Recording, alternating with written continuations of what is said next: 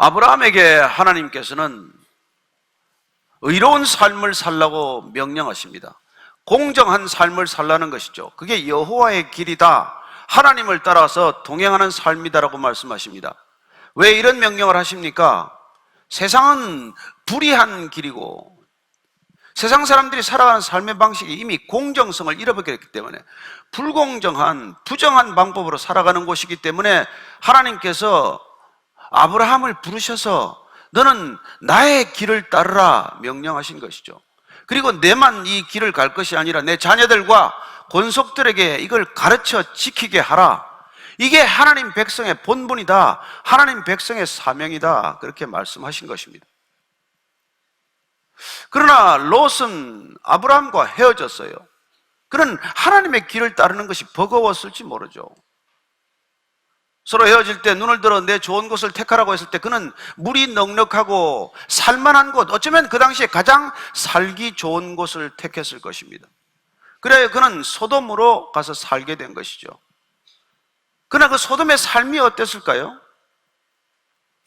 오늘 그 삶의 결과를 우리는 보게 됩니다. 한 선택, 인생에서 중요한 선택, 고비 때 우리가 내려야 할 선택. 그러나 그 선택의 갈림길에서 결코 해서는 안 될 선택은 어떤 것인지, 어떻게 우리는 믿음으로 선택해야 하는지를 보게 된다는 것이죠. 1절, 2절, 3절을 다시 읽습니다. 시작. 저녁 때 그 두 천사가 소돔에 이르니 마침 롯이 소돔 성문에 앉아있다가 그들을 보고 일어나 영접하고 땅에 엎드려 절하며 이르되 내 주여 돌이켜 종의 집으로 들어와 발을 씻고 주무시고 일찍 일어나 갈 길을 가소서. 그들이 이르되 아니라 우리가 거리에서 밤을 새우리라. 롯이 간청하며 그제서야 돌이켜 그 집으로 들어오는지라. 롯이 그들을 위하여 식탁을 베풀고 무교병을 구우니 그들이 먹으니라. 두 천사가 소돔에 이르렀을 때 롯은 소돔 성문에 앉아있다고 되어 있습니다.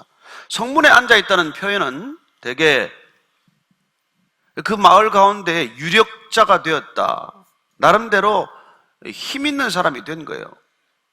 어쩌면 재판이나 치안을 맡는 그런 관직과도 같은 지위가 주어졌다는 것을 뜻합니다. 어쩌면 롯이 소돔이라는 도시에 들어와서 낯선 곳에 와서 여기까지 성문 앞에 앉는 지위에 오를 때까지 그는 얼마나 힘들여 살았을까요? 무척이나 고생했을 것입니다. 쉬운 인생이 어디 있습니까?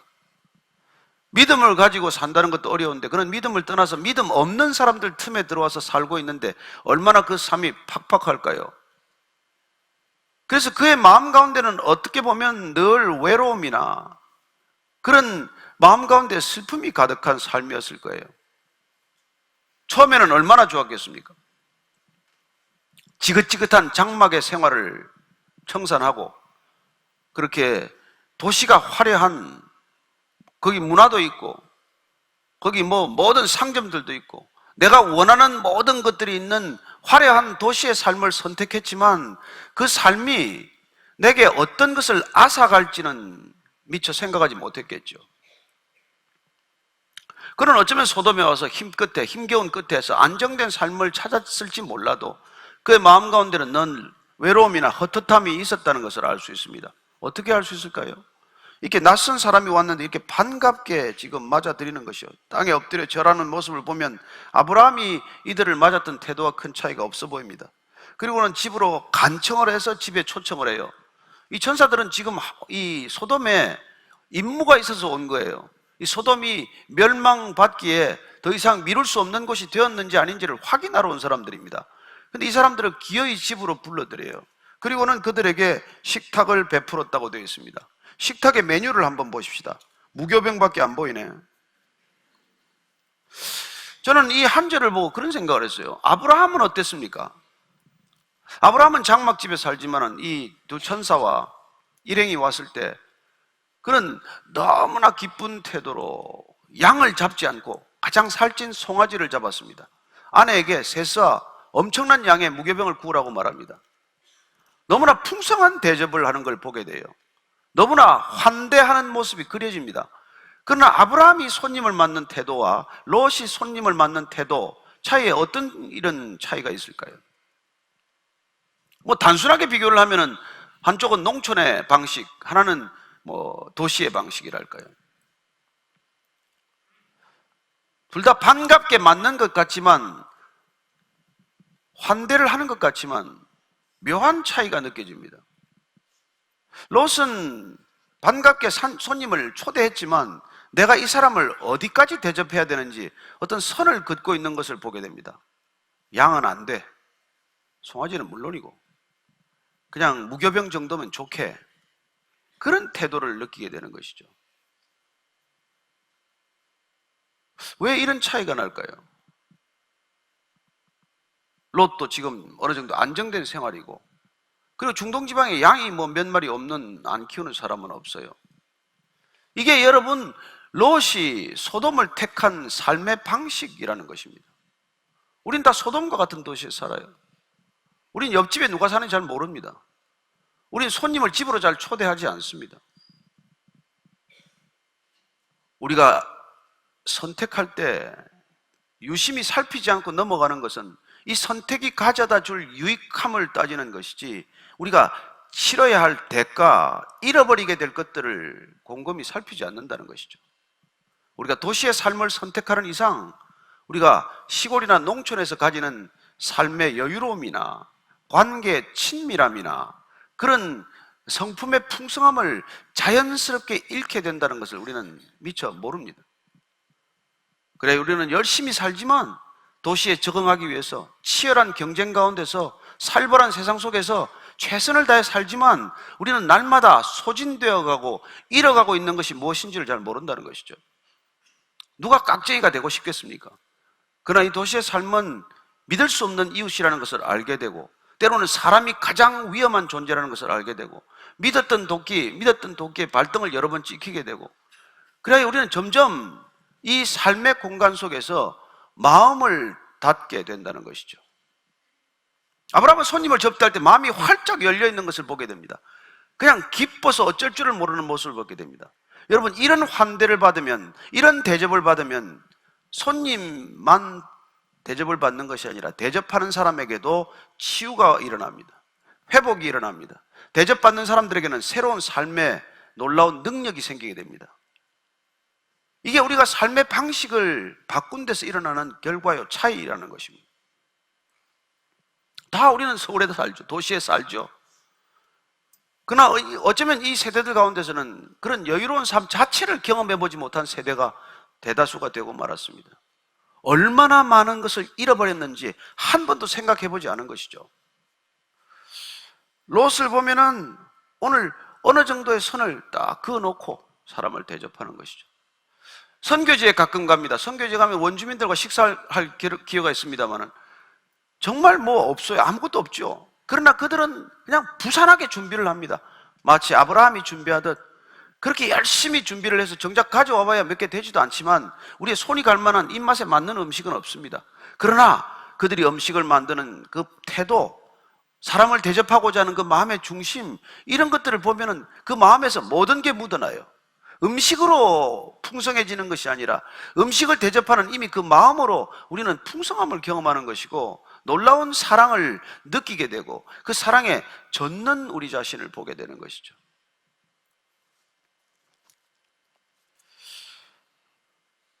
오늘 이 롯과 아브라함, 그 선택의 갈림길에서 우리는 아무것도 이때까지 생각해 본 적이 없는 삶의 방식의 차이, 그리고 삶의 태도에 묻어나는 삶의 여유로움과 인색함을 보게 된다는 뜻입니다. 4절 5절 읽습니다. 시작. 그들이 눕기 전에 그 성사람 곧 소돔 백성들이 노소를 막론하고 원근에서 다 모여 그 집을 애워싸고 롯을 부르고 그에게 이르되 오늘 밤에 내게 온 사람들이 어디 있느냐, 이끌어내라, 우리가 그들을 상관하리라. 손님이 집에 들어왔는데 이제 밖에서 소란이 일어납니다. 네 집에 온 손님을 끌어내라는 거예요. 왜? 그들과 성관계를 맺겠다는 것입니다. 동성애자들이 때로 몰려왔어요. 보니까 이 소돔의 삶의 방식 중에서 지금 심판받을 것인가 안 받을 것인가를 오늘 밤새 조사하러 갔던 사람이 롯의 집에서 뭐 더 알아볼 것도 없습니다. 더 조사할 것도 없어요. 이런 삶의 모습이 지금 드러나고 만 것이죠. 이 소돔 사람들 때문에 소도마이트라는 단어가 생겼어요. 뜻은 소돔 사람들이지만 우리가 남색자라고 쓰는 단어입니다. 소돔의 동성연애자들을 부르는 단어 호칭이에요. 남색자, 소도마이트. 도시의 화려한 삶이 빚어낸 결과입니다. 거기 문화가 있고 문명이 있고 기술이 있고 모든 발전이 있고 모든 것이 다 있다고 생각하고 왔던 것이죠. 얼마나 눈을 들어서 볼 때 선망했던 도시입니까?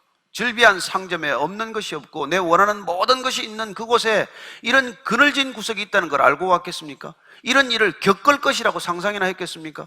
그러나 오늘 귀한 손님을 집에 들였는데 이런 일을 겪게 되는 것이죠. 이게 우리가 살아가는 삶 속에서 겪게 되는 그런 고난 가운데 유독 오늘 독특한 고난이 찾아온 것입니다. 그래서 롯이 문 밖에 무리에게로 나가서 뒤로 문을 닫고 이르되 청하노니 내 형제들아 이런 악을 행하지 말라. 내게 남자를 가까이 하지 아니한 두 딸이 있노라. 청하건대 내가 그들을 너희에게로 이끌어내리니 너희 눈에 좋을 대로 그들에게 행하고 이 사람들은 내 집에 들어왔은즉 이 사람들에게는 아무 일도 저지르지 말라. 그들이 이르되 너는 물러나라. 또 이르되 이자가 들어와서 거류하면서 우리의 법관이 되려 하는도다. 이제 우리가 그들보다 너를 더 헤아리라 하고 롯을 밀치며 가까이 가서 그 문을 부수려고 하는지라. 여러분 지금 신령이 치는 것을 다 지금 보고 있습니다. 묘사하고 있어요.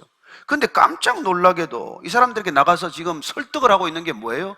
나한테 시집 안 간 두 딸이 있는데 이 딸을 데리고 차라리 그렇게 무슨 뭐 행동을 하려면 해라. 내 집에 들어온 손님은 절대로 안 된다. 여기 이런 아버지 있으면 손 한번 들어보세요. 위기를 겪게 되었는데 딸을 데리고 나가세요. 이해가 됩니까? 이해 안 되시죠? 나는 딸이 없어도 이해가 안 돼. 그래서 제가 중동에 가서 제가 단기 선교를 한 3개월 있을 동안에 중동 사람들 여러 한테 물었습니다. 도대체 성경에 이런 말이 있는데 이 땅에는 그런 일들이 있냐? 실제로 있다는 거예요. 지금도 그들은 이런 선택의 기로에서 이런 선택을 한다는, 결정을 한다는 거예요. 그래서 왜 그러냐? 그랬더니 내 집에 들어온 사람을 못 지키는 가문은 필요 없는 가문이랍니다. 내 집에 들어온 손님을 지키는 것은 내 가문을 지키는 것과 동일한 일이라는 거예요. 무슨 방법으로든 어떤 방법으로든 지켜내야 한다는 것입니다. 그게 그들의 자존심이에요. 삶의 방식이에요. 얼마나 대단한 자존심입니까? 그들과 관계 맺고 사는 게 쉽겠습니까? 어쨌건 지금 그렇게 살다가 보니까 롯도 그들의 삶의 기준과 사고와 방식을 답습하고 있다는 것입니다. 내 딸을 내어줬어라도 이 손님들을 지켜야겠다. 어떻게 보면 대단한 손님에 대한 정중한 예의 같지만은 여러분 이런 방식의 삶을 선택하고 있다는 것입니다. 이게 지금 롯이 선택한 소돔의 삶의 결과라는 것입니다. 아브라함은 어떻습니까? 세겜에 가 있어요. 세겜과 베델의 삶과 소돔과 고모라의 삶, 누구든지 오늘날 이 시대도 동일하게 삶의 기회가 주어진다면 우리는 누구나 당연히 소돔과 고모라의 삶을 택하게 될 것입니다. 그리고 세겜과 베델의 삶을 택하는 사람들을 어리석다고 말할 것입니다. 어쩌면 무시하겠죠. 어쩌면 멸시하겠죠. 그러나 그 삶은 이런 엄청난 차이를 보인다는 것입니다. 비록 장막에 살아도 여유로운 삶이 있는가 하면 도시 한가운데 살아도 점점 마음을 닫는 삶, 인색해지는 삶, 팍팍한 삶, 가슴이 답답한 삶이 있다는 것입니다. 왜요? 죄가 관영한 곳에서는 점점 분리가 일어나기 때문입니다. 이웃과 이웃의 분리, 가족 안에서의 분리, 모든 사람이 각자 찢어져서 그야말로 외로운 군중으로 변하고 마는 것이죠. 어떤 기쁨이 있습니까? 진정한 기쁨이 없으니까 쾌락을 추구하는 것이죠. 말초적인 쾌락에 찌들어가는 삶이 되는 것이고 그 극단적인 한 형태로 오늘 동성애라는 것이 등장하게 됩니다. 오래된 얘기예요. 이 시대만의 현상이 아닙니다. 저는 이런 삶의 선택의 결과에 대해서 저는 여러분들이 정말 심각하게 한 번씩 생각해 보게 되기를 바랍니다. 우리가 생각지도 못하는 사이에 잃어버린 것들을 한번 보라는 것이죠. 저는 예수님을 만나고 그 선택의 기준을 바꾸었습니다. 그래서 제가 53살에 신학교를 갔어요. 방 2개짜리 좁은 방 아파트에 들어갔습니다. 신학교 기숙사에 정말 형편없는 기숙사죠. 2003년도에 그 땅에서 추수감사제를 맡게 되었습니다. 아침에 방문을 열고 나오는데 복도에 박스가 하나 있어요. 보니까 들고 들어왔더니 다른 집에는 없는 박스예요. 우리 집 앞에만 있어서 들고 들어왔더니 그 터키 2마리, 칠면조 2마리하고 뭐 빵하고 과자를 잔뜩 넣어놨어요. 편지가 하나 나왔습니다.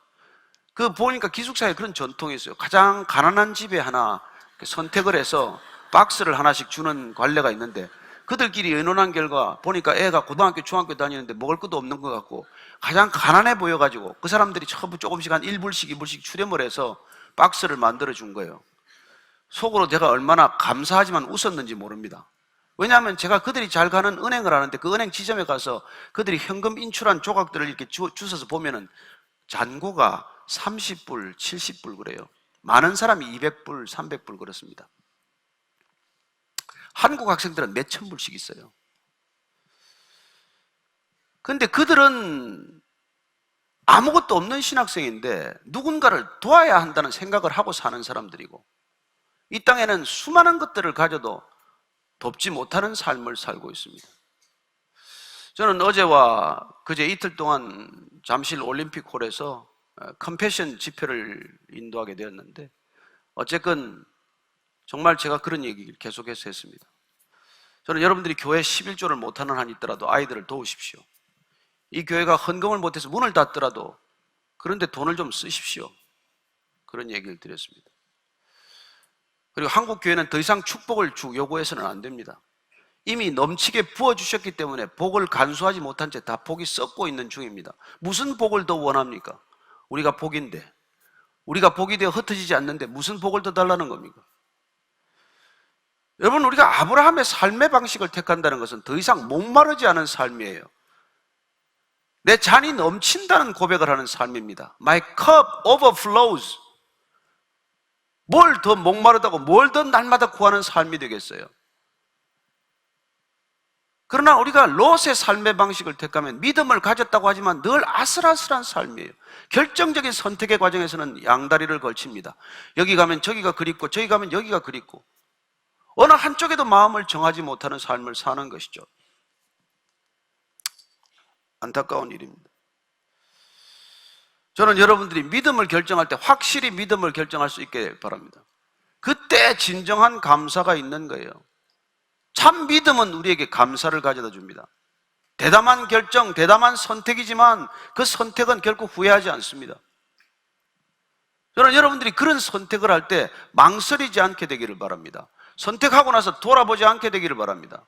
오늘 그 얘기는, 지금 계속되는 이 얘기는 롯의 선택은 어떤 믿음에서 비롯된 선택인지를 우리에게 가르쳐 준다는 것이죠. 안타깝게도 이 롯의 선택은 항상 불만족스러운 선택이 되는 것이고, 그리고 아브라함의 선택은 결국 넘어지기도 했지만 어느 순간 믿음이 확실히 굳어지면서 그는 더 이상 목마르지 않은 삶을 살기 시작하는 것을 보게 되는 것이죠. 그는 담대한 결정을 합니다. 어떻게 그돌라오멜을 따라갑니까? 어떻게 롯을 구할 생각을 하지요?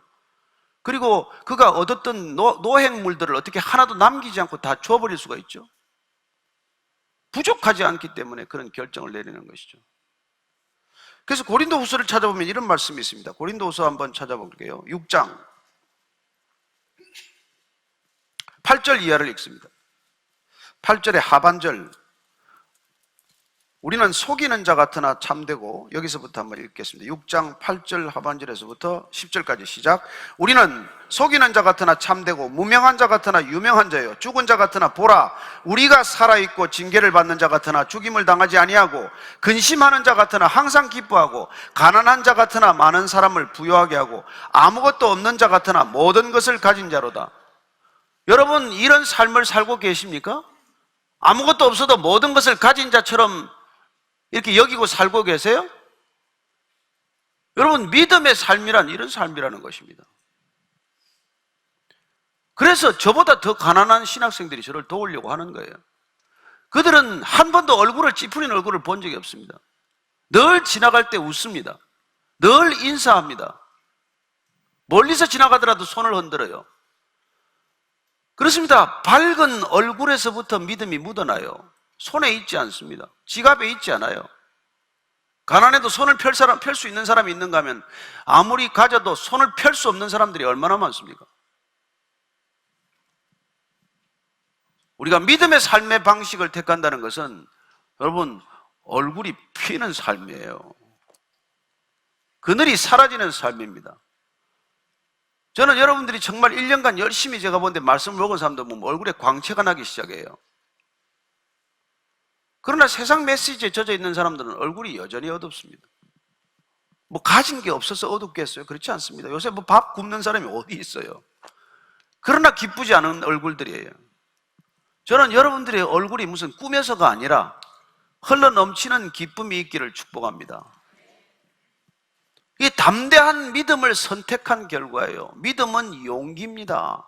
믿음은 대단한 결단이에요. 믿음은 대단한 모험이고 도전입니다. 아브라함이 무슨 큰일을 내서가 아니라 그가 세겜과 베델을 택했다는 것, 하나님이 인도하신 땅에 머무르기로 결정했다는 것, 하나님의 삶의 방식을 결정했다는 이게 대단한 결심이란 말이에요. 위대한 선택이라는 것입니다.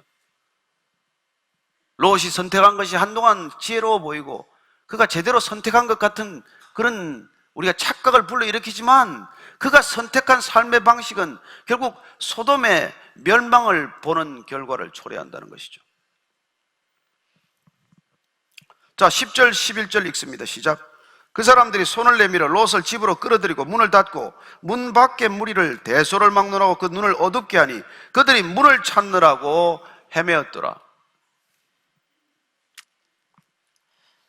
집안에 있던 사람이 롯을 오히려 이끌어들입니다. 그리고 문을 닫고는 문 밖에 무리, 항상 찾아다니면서 소란을 일으키는 사람, 항상 찾아다니면서 누군가를 왕따시키는 사람, 그리고 협박하고 그리고 그를 끝내 때로는 쫓아내버리는 사람, 이게 세상의 무리들이 살아가는 방식이에요. 어딘가에서 소란을 일으킵니다. 누군가에게 겁을 줘요. 늘 협박합니다. 두렵게 만들어요. 그들에게 내리는 하나님의 심판이 임했다는 것을 보게 됩니다. 그게 뭡니까? 눈이 어두워지는 거예요. 분별력을 잃어버리는 것입니다. 방향 감각을 상실하는 것입니다. 그때 이미 심판이 임했다는 것을 알아야 합니다. 그 무리들이 눈이 어두워졌다는 것이죠. 주님이 오셔서 말씀하십니다. 너희들은 본다고 하니 못 보겠구나. 맹인은 차라리 눈을 뜰 기회나 있겠지만 너희들은 본다고 말하기 때문에 본다고 굳게 믿고 있으니까 볼 기회조차 없겠구나. 그렇게 말씀하십니다. 얼마나 안타깝습니까? 여러분, 눈 뜨고 있어도 아무것도 못 보는 사람들이 있다는 것입니다. 그렇게 성경에 우리가 찬송가를 많이 지었던 페니 크로스비는 평생 장님으로 살았지만 나중에 눈을 뜨고 싶으냐? 안 뜨고 싶다. 나는 눈을 감고 맹인으로서 너무 많은 것을, 신비한 것을 보았는데 내가 뭐하러 눈을 뜨겠느냐고 말해요. 나는 눈을 뜨고 싶지 않다고 말합니다. 눈을 감고 살아도 하나님의 영광스러운 것을 보는 사람이 있는가 하면 멀쩡히 눈을 뜨고 살아도 아무것도 보지 못하는 사람이 있다는 것이죠. 그렇게 우리가 분별력을 잃어버리고 방향 감각을 잃어버리고 어디로 가는지도 모르고 출구조차도 못 찾는 세대가 이 세대라는 것을 저와 여러분들이 이게 안 보인다면 우리도 눈이 멀은 것이겠죠. 이 시대가 살아가는 삶의 방식에 대해서 그렇습니다. 하나님의 심판은 이미 이런 면에서 이미 임해 있다는 것을 알게 됩니다. 드디어 롯이 소돔을 떠나게 되죠. 12절 13절입니다. 시작. 그 사람들이 롯에게 이르되 이외에 내게 속한 자가 또 있느냐? 내 사위나 자녀나 성중에 내게 속한 자들이 다 성 밖으로 이끌어내라. 그들에 대한 부르짖음이 여호와 앞에 크므로 여호와께서 이것을 멸하시려고 우리를 보내셨나니 우리가 멸하리라. 오늘 보면은 구원이 어떻게 임하는지 두 단어가 있습니다. 하나는 내게 속한 자들, 또 하나는 성 밖으로 이끌어내라 하는 말입니다. 구원이란 성 밖으로 이끌어내는 일입니다. 구원이란 우리가 우리 자신을 성취하고 이룰 수 있다고 믿었던 환경에서 나오는 일이에요. 나를 성취한 삶이 아니라 나를 얽어맨 삶이라는 것을 깨닫기 때문이죠. 우리는 거기 가면 안전할 거라고 생각을 했어요. 거기 가면 우리를 지켜줄 거라고 생각을 했어요. 우리는 돈을 벌면 우리가 더 안전해질 거라고 생각을 했어요. 우리는 권력이 있고 무슨 권력의 편에 줄을 서고 권력의 편에 힘 있는 사람들과 함께 지내면 지켜줄 거라고 생각을 해요. 그렇습니까? 아니잖아요. 예전에는 뭐 권불 10년이라고 그랬지만 요새는 권불 5년 아닙니까? 저는 사람을 지키는 분은 하나님밖에 안 계신다는 것을 굳게 믿으시기 바랍니다. 사람이 사람을 지켜줄 수 없습니다. 내 사랑하는 가족이라도 내가 지켜줄 수 있는 건 아니에요. 단 하나, 하나님이 그들을 버리지 않도록 우리가 기도의 끈으로, 기도의 삼겹줄로 묶는 것밖에 길이 없다는 것이죠. 롯이 어떻게 구원을 받습니까? 아브라함의 기도의 끈에 매달려 있기 때문이에요. 그 끈이 어디까지 이어져 있습니까? 롯의 가족까지 구원에 이르는 놀라운 그런 능력을 갖고 있다는 거예요. 우리는 기생 라합의 얘기를 잘 압니다. 여리고성의 기생 라합이 그렇습니다. 잘 척후병들 대접해 가서 돌려보낸 덕분에 여리고성에 함락될 때 라합만 구원을 받습니까? 아니요. 라합의 창틀에 붉은 줄을 달아내리고 그리고 라합의 집에 피신했던 라합의 가족 모두가 구원을 받습니다. 사도행전 16장을 가면은 바울과 실라가 빌립보 감옥에 갇혔습니다. 지진이 나서 옥문이 열렸습니다. 간수가 다 도망간 줄 알고 자결하려 할 때 바울이 말리죠. 우린 다 여기 있다. 간수가 너무 고마워서 집에 데리고 가서 그날 밤에 세례를 받습니다. 사도 바울이 얘기합니다. 주 예수를 믿으라. 그리하면 너만 구원을 받으리라. 너와 내 가족이 구원을 받으리라. 저와 여러분 때문에 우리 가족이 구원받을 줄로 믿으십시오. 우리가 생명책에 올려달라고 그렇게 기도했는데 이미 기록 안 됐겠습니까? 물론 그 발걸음이 아직까지도 주님께로 향해 있는 것 같지 않을지라도 우리가 기도의 끈으로 붙들고 있으면 우리 가족도 구원받을 줄로 믿습니다. 저는 오래전에 제 친구 와이프가 자살했어요. 장례를 치러달라는 요청을 받았습니다. 그리고 담대하게 저는 구원받은 메시지를 전했어요. 왜냐하면 그 자매가 그런 일이 있기 전에 제 아내가 오랫동안 기도했거든요. 저는 우리가 기도하는 동안은 하나님께서 그 끈을 붙들고 있다고 믿습니다. 물론 전쟁에서 죽을 수도 있고 암에 걸려 죽을 수도 있겠지만 그러나 그 영혼은 주님께서 거두시고 받으실 줄로 믿습니다. 기도를 멈추지 마십시오. 기도의 삼겹줄을 만드십시오. 그때 주님께서는 우리의 기도를 들으신다는 거예요. 내게 속한 자들을 성 밖으로 이끌어내라. 그렇게 말씀해 주시는 것입니다. 그래서 지금 롯이 어떻게 합니까? 14절입니다. 시작. 롯이 나가서 그 딸들과 결혼할 사위들에게 말라 이르기를 여호와께서 이 성을 멸하실 터이니 너희는 일어나 이곳에서 떠나라 하되 그의 사위들은 농담으로 여겼더라. 이런 녀석들이 다 있어요. 그래? 여러분 이런 사위 맞지 마세요. 장인이 얘기하는데 농담으로 듣다니 파멸이 왔다는데 멸망한다는데 이 세대가 그렇다는 것입니다. 심판이 있다. 야, 농담하지 말아라. 무슨 심판이냐? 해가 어제도 뜨고 오늘도 뜨는데 무슨 심판이에요? 십자가가 구원이다. 무슨 그런 소리를 하냐? 헬라인들도 유대인들도 다 비웃었습니다. 영생을 받으라. 야, 건강하게 살면 됐지 무슨 영생까지 시기나. 한 100살 살면 됐지. 다 비웃습니다. 농담으로 여깁니다. 저는 여러분들이 이 진실을, 진리를 농담으로 여기지 않게 되기를 바랍니다. 이건 진지한 일이에요. 우리의 영혼을 가르는 일입니다. 그러나 이 세대는 여전히 이걸 농담으로 가볍게 우습게 여긴다는 것이죠. 어쩌면 우리의 삶의 태도가 그래서 있는지도 모르겠어요. 그렇게 중요하다면서 너희들은 어떻게 살고 있니 그러면? 우리 삶이 정말 이게 중요한 것처럼 살아갑니까? 우리가 정말 십자가의 길을 따르면서 이 길이야말로 여호와의 길이다, 하나님의 길이다, 구원의 길이다 그렇게 살고 있냐는 것이죠. 우리가 진지하지 않기 때문에 어쩌면 메시지도 진지하지 않게 여겨지는 것 아닐까요? 우리 삶의 태도가 상반되어 있기 때문에 혼란스러움을 느끼는 것 아닐까요?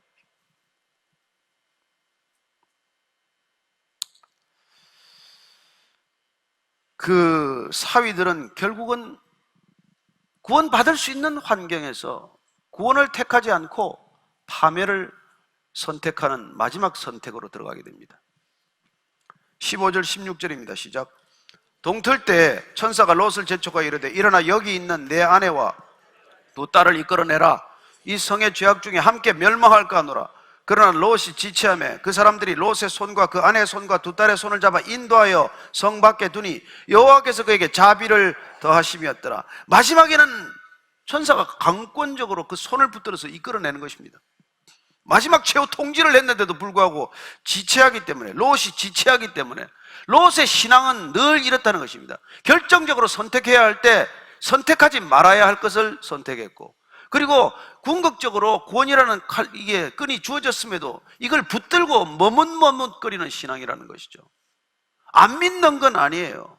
간신히 구원, 턱걸이 구원, 항상 알쏭달쏭 구원을 받는 이런 신앙이 얼마나 많습니까? 교회 나와도 그냥 9시 예배가 시작되면 9시 한 15분쯤 들어왔다가 축도 직전에 나가고 그냥 부인 때문에 잠시 왔다가 좀 어떻게 그냥 하고 가정의 평화를 위해서 나오긴 나오지만은 아무 뜻도 없고, 제발 턱걸이 신앙에 목매달지 않게 되기를 바랍니다. 간신히 구원은 받았어요. 아브라함 덕분에. 누구 덕분인지 알기나 했겠어요? 잘 몰라요. 모르죠. 그러나 하나님께서는 끝까지 자비를 더하셨다고 말씀하십니다. 끝까지. 저는 롯의 이 지체, 머뭇거림 때문에 신앙을 떠나는 사람들도 있어요. 이 1945년에 미국에서 가장 유명한 전도자가 두 사람이 있습니다. 한 사람은 빌리 그레암, 탁월한 전도자였습니다. 그에 필적할 만한 사람이 찰스 템플턴. 두 사람이 같이 LA 근교에서 집회를 할 때 대단한 사람들이 몰려들고 예수를 영접했어요. 근데 어느 날 찰스 템플턴이 회의에 빠지고 의심에 젖어듭니다. 라이프 잡지에 난 사진 한 장이었어요. 북아프리카에 기근이 몹시 들면서 한 여인이 죽은 아이를 품에 안고 하늘을 원망하는 그런 눈초리가, 절망적인 눈초리의 시선을 가진 여인의 사진이 그 라이프 잡지의 표지에 실린 것이죠. 그는 그 사진 한 장에 신앙을 잃어버리게 됩니다. 무슨 죄가 있냐? 그저 비를 좀 바라는 것밖에는 없는데 어떻게 아이를 거두어가고 죽이고, 그리고 저 여인의 눈물에 대답할 수 없는 신이 어디 있단 말인가? 그런 전도자의 길에서 냉담자의 길로 접어들게 되고, 그리고 계속해서 빌리 그레함의 믿음을 흔들기 시작합니다. 빌리 그레함도 믿음이 흔들렸어요. 그래서 찰스 템플턴은 불가지론에 빠져들게 되고, 그리고 빌리 그레함은 성경 한 권을 들고 로마 LA 근교에 있는 산 버나디노 산 위에 올라갑니다. 그리고 밤새 기도를 합니다. 그리고 그는 응답을 받습니다. 그는 솔직하게 기도를 했습니다. 다 안 믿어집니다. 저도 성경이 다 안 믿어집니다. 제게 믿음을 부어주십시오. 제가 이 성경이 진리로 받아들여지게 도와주십시오. 그리고 그는 끝내 그 자리에서 응답을 받고 내려와서 단 한 번도 머뭇거리지 않고 지체하지 않고 주님을 향해서 줄곧 달려가는 신앙을 보입니다. 마지막에 찰스 템플턴은 치매가 걸려서, 그리고 주님을 그리워하면서 눈물 지으면서도 끝내 믿음을 돌이키지는 않습니다. 그의 이성은 강력한 믿음을 가로막고 끝까지 예수님은 위대한 인간이지만 구원자는 아니라고 절규합니다. 우리는 이런 신앙의 고비를 자칫하면 여러분들 맞게 된다는 것입니다. 사탄은 절묘하게 우리의 이성을 파고듭니다. 무리를 걷는 게 말이 됩니까? 포도주가 물이 되는 게 말이 됩니까? 우리의 이성은 늘 우리를 뒤흔들고 있는 것이죠. 저는 여러분들이 지체하지 않는 신앙을 살기를 바라고, 흔들리지 않는 믿음을 결단하기를 바라고, 저는 그 믿음이 여러분들을 구원한다는 것을 굳게 믿게 되기를 바랍니다. 돌아서지 마십시오. 조금 있으면 돌아서는 사람 나옵니다. 근데 이 롯이 말이죠, 하여튼 참 대단한 사람이에요. 그 사람들이 그들을 밖으로 이끌어낸 후에 이르되 도망하여 생명을 보존하라. 돌아보거나 들에 머물지 말고 산으로 도망하여 멸망함을 면하라. 롯이 그들에게 이르되 내 주여 그리 마옵소서. 주의 종이 주께 은혜를 입었고 주께서 큰 인자를 내게 베푸사 내 생명을 구원하시오나 내가 도망하여 산에까지 갈 수 없나이다. 두렵건대 재앙을 만나 죽을까 하나이다. 보소서 저 성읍은 도망하기에 가깝고 작기도 하오니 나를 그곳으로 도망하게 하소서. 이는 작은 성읍이 아니니까 내 생명이 보존되리이다. 이 사람은 구원을 받고도 투덜대고 불판이 많아요. 산으로 가려는데 산까지 너무 멀지 않습니까? 가다가 중간에 작은 성읍이 있는데 저기 좀 들어서 지내게 해주세요. 늘 여기 이게 목표를 정해줘도 못 가는 거예요. 이런 믿음의 신앙들이 뜻밖의 많습니다. 표대를 보고 가지 않는 신앙이 아니라 내 느낌과 내 컨디션을 보고 가는 신앙이에요. 하다가 조금만 몸이 아프면 핑계를 댑니다. 하다가 뭐 조금 사정이 생기면 핑계를 댑니다. 여러분, 가장 비겁한 게 핑계 대는 거예요. 그냥 안 되면 안 됐다라고 고백하고 잘못 돌이키면 되는데 뭔 변명을 늘어놔요. 저는 거기까지 가다가 죽을 것 같습니다. 너무 힘듭니다. 중간에 좀 어디 성읍에 좀 있게 해주십시오. 오늘 여러분들은 아브라함의 선택과 롯의 선택 가운데 여러분들이 선택하셔야 합니다. 어떤 믿음의 길을 가시겠습니까? 구원받는데 가까스로 이렇게 턱걸이 구원을 받으시겠습니까? 가다가 칭얼대고 가다가 중얼대고 가다가 불평하고 가다가 불만하는 이런 신앙의 길을 가겠느냐는 것입니다. 참 천사는 속이 좋죠. 그가 그에게 이르되 내가 이 일에도 내 소원을 들었은즉 내가 말하는 그 성읍을 면하지 아니하리니 그리로 속히 도망하라.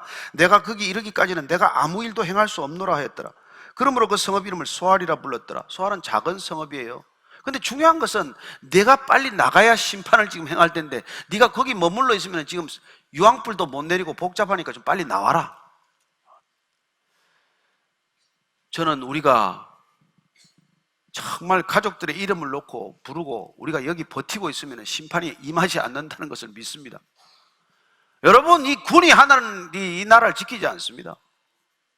구원받은 백성들이 이 땅에서 부르짖기 때문에 하나님께서 정말 크게 봐주고 계신 거예요. 지금은 기도해야 할 때입니다. 지금은 강력하게 주님께 메어 달려야 할 때입니다. 여러분, 착각하지 마십시오. 이 도시가 소돔보다 나을 게 뭐가 있습니까? 이 도시가 소돔보다 더 깨끗한 구석이 어디 있습니까? 그러나 하나님이 아직까지도 이 성을 보아주고 계신 것이죠. 드디어 결판이 임했습니다. 롯이 소알에 들어갈 때 해가 돋았더라. 여호와께서 하늘 곧 여호와께로부터 유황과 불을 소돔과 고모라에 비같이 내리사 그 성들과 온들과 성에 거주하는 모든 백성과 땅에 난 것을 다 엎어 멸하셨더라. 롯의 아내는 뒤를 돌아보았으므로 소금 기둥이 되었더라. 아브라함이 그 아침에 일찍 일어나 여호와 앞에 서 있던 곳에 이르러 소돔과 고모라와 그 온 지역을 향하여 눈을 들어 연기가 옹기 가마에 연기같이 치솟음을 보았더라. 자, 한 사람은 뒤를 돌아보았어요. 아브라함은 아침 일찍 일어나서 소돔과 고모라를 바라보고 여전히 기도하고 있습니다. 누구를 위해 기도했겠어요? 저 옹기가마에 연기같이 오르는 저 땅에서 하나님, 롯을 구해 주십시오. 롯의 아내와 조카들을 살려 주십시오. 그런 기도를 왜 하지 않았겠습니까? 근데 롯의 아내는 기어이 돌아보지 말래는데 꼭 돌아보는 것이죠. 따먹지 말래는데 꼭 따먹어보는 것이죠. 여러분, 이런 비극적인 선택이 있다는 것입니다. 택하지 말아야 할 마지막 선택, 그건 죽음을 자초하는 선택임에도 불구하고 인간은 왕왕 그 죽음을 택하는 것이죠. 안타까운 선택을 보게 됩니다. 그래서 오늘 이 중요한 29절을 함께 읽으면 어떻게 해서 롯이 살았는지를 알게 됩니다. 29절 읽습니다. 시작. 하나님이 그 지역의 성을 멸하실 때, 곧 롯이 거주하는 성을 엎으실 때 하나님이 아브라함을 생각하사 롯을 그 엎으시는 중에서 내보내셨더라. 그렇습니다. 롯이 거주하는 성을 엎을 때 하나님이 아브라함을 생각하셨다는 거예요.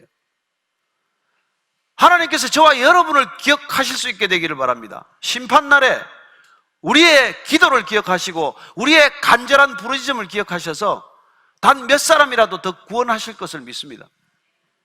왜 사십니까? 이 시대 뭐하러 사십니까? 뭐가 그렇게 좋아서 사십니까?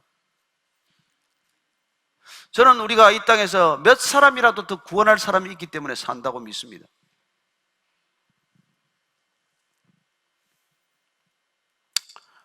뒤에 이 얘기는 다시 읽고 싶지 않은 얘기죠. 예, 뭐 아버지가 두 딸과 함께 무슨 사건이 생겼다는데 왜 이런 일이 있을까요? 왜? 무엇 때문에? 두 딸은 왜 아무 생각 없이 아버지와 이런 또 일을 벌이느냐는 것이죠. 롯이 소알에 거주하기를 두려워서 두 딸과 함께 소알에서 나와서 산에 올라가 거주합니다. 처음부터 산에 가라 그랬는데 산에 안 가고 소알 땅에 고집을 하다가 기어이 또 소알을 못 살고 나가요. 소알에 왜냐하면 소알도 큰 차이가 없는 땅이거든요. 그는 소알도 곧 멸망할 것이라는 심판을 받을 것이라는 두려움에 사로잡힌 것이죠. 일종의 트라우마가 생긴 것이죠. 그래서 그는 기어이 또 소알을 빠져나가서 산 위에 올라갑니다. 굴에 거해요. 이제는 딸이 못 견디네. 두 딸이. 거기 뭐 화장품이 있어요. 거기 뭐가 있어요. 마트가 있어요. 뭐가 있어요. 못 사는 거지. 그래서 이러다가는 우리 큰일 났겠다. 뭐 처녀로 늙어 죽겠다. 그래서 자녀를 가져야 된다는 생각은 나쁘지 않아요. 종족을 보존하겠다는 게 뭐가 나쁩니까? 그러나 그 방법이 뭐예요? 이런 방법을 생각하는 건 왜? 무엇 때문에 이런 생각을 하게 됐냔 말이죠. 이게 아버지가 롯이 소돔을 택한 결과라는 것입니다. 아버지가 소돔의 삶의 방식을 택했기 때문에 그 자녀들은 자연스럽게 the way of thinking, the way of life, 사고방식과 삶의 방식이 소돔마이트들과 하나도 다르지 않다는 것입니다. 왜 맹모 삼천지교라는 말이 있겠어요? 맹자 어머니가 뭐 돈이 많아서 집을 자꾸 옮겼습니까? 어디서 살아야 삶의 방식과 사고방식이 인간의 본성을 흐트러뜨리지 않느냐? 그게 삶의 주거지를 택하는 기준이었다는 것입니다. 왜 아브라함의 삶, 세겜과 베델과 소돔과 고모라의 삶의 지경을 놓고 우리가 고민해야 됩니까? 그러나 또한 우리가 이 땅에 살면서도 어떤 삶의 방식을 고집해야 되는 것입니까? 그러지 않으면 우리 자녀들이 이런 선택을 하게 된다는 것입니다. 기어이 아버지의 술을 취하게 만들고 그 술 때문에 화근이에요. 술 좀 작작 마셔야 되는데 말이죠. 노아도 술에 취해가지고 결국은 함이 저주를 받는 사건을 만들게 됩니다. 아버지의 술에 취해서 자녀들이 사실은 저주를 받은 것이죠. 큰딸은 혼자 죄를 짓지 않습니다. 죄를 지으면 꼭 누구를 끌고 들어가요. 자기 여동생을 또 끌고 들어갑니다. 그래서 둘 다 임신을 하게 되고 첫 딸이 암몬, 둘째 딸이 첫째 딸이 모압, 둘째 딸이 암몬 조상의 시조가 되었다는 것입니다. 이들은 결국 이스라엘의 총회에 들어가지 못합니다. 그런 잘못된 선택을 했다는 것. 왜 이런 부끄러운 일들을 기록하냐는 말이에요. 이런 건 좀 기록 안 하면 어떻습니까? 읽기도 불편하고 주일날 예배 시간에. 이걸 왜 적었는지 베드로가 이렇게 말하고 있습니다. 베드로후서 2장 5절 6절 말씀 읽고 마치겠습니다. 시작. 옛 세상을 용서하지 아니하시고 오직 의를 전파하는 노아와 그 7 식구를 보존하시고 경건하지 아니한 자들의 세상에 홍수를 내리셨으며 소돔과 고모라 성을 멸망하기로 정하여 죄가 되게 하사 후세에 경건하지 아니할 자들에게 본을 삼으셨으며. 왜 기록했다고요? 대부분의 사람들이 소돔과 고모라의 삶의 방식을 따라갈 것이 분명하기 때문에 그들에게 경고로 본을 보이사 기록해 두셨다는 것입니다. 이런 삶의 방식을 택하는 선택, 택하지 말아야 할 선택을 기어이 선택하고 마는 이런 어리석은 일들이 여전히 반복되는 시대에 살기 때문에 믿는 자들에게 본이 되도록 기록하셨다고 알려주고 있습니다. 오늘 우리가 이걸 읽으면서, 이 말씀을 읽으면서 저와 여러분들은 어떤 기준으로 앞으로 삶을 선택하시겠습니까? 설교 한번 듣는 것으로 끝나서 무슨 소용이 있겠습니까? 저는 우리가 분명히 오늘 하나님께서 우리에게 말씀해 주셨다고 믿습니다. 각자가 이 마지막 시대를 살아가면서, 이 타락한 시대를 살아가면서 소돔과 고모라보다 결코 더 성결하지 못한 시대와 도시를 살면서 우리는 어떤 삶을 살아야 할지, 어떤 결정을 내려야 할지, 어떤 선택을 내려야 할지 늘 깨어있게 되기를 축복합니다.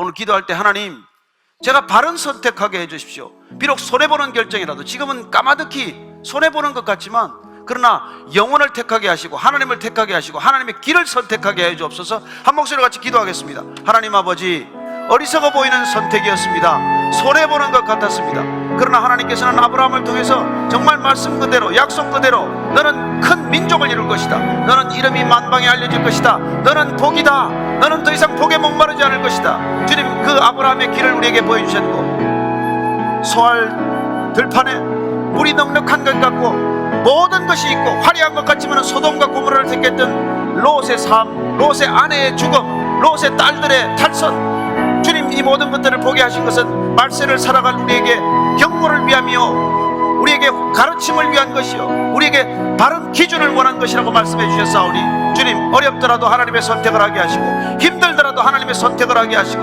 끝까지 하나님의 선택에 붙들린 믿음의 자녀들 다 되게 하여 주옵소서. 하나님, 베이직교회가 그런 선택을 하기를 원합니다.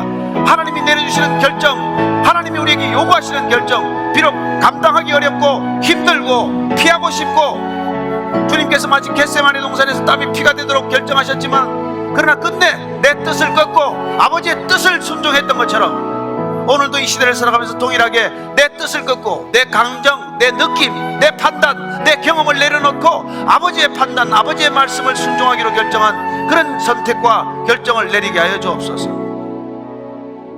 하나님 아버지, 담대한 믿음의 결단을 내리게 하여 주옵소서. 담대한 믿음의 선택을 하게 하여 주옵소서.